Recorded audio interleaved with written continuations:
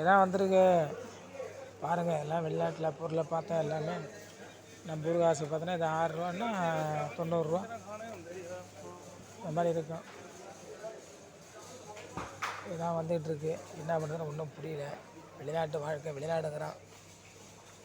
நம்ம வீட்டில் மானாவாரியே கிடைக்கிறதெல்லாம் இப்போ காட்டுறோம் ஒரு நிமிஷம். வந்து கூப்பிட்றோம், ஒன்றும் பிரச்சனை இல்லை.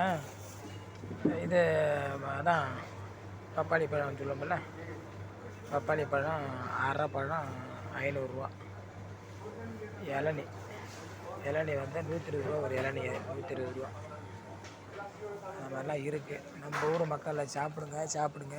நம்ம தோட்டத்தில் காய்ச்சி கிடக்குது. தேங்காயும் மாங்காயும்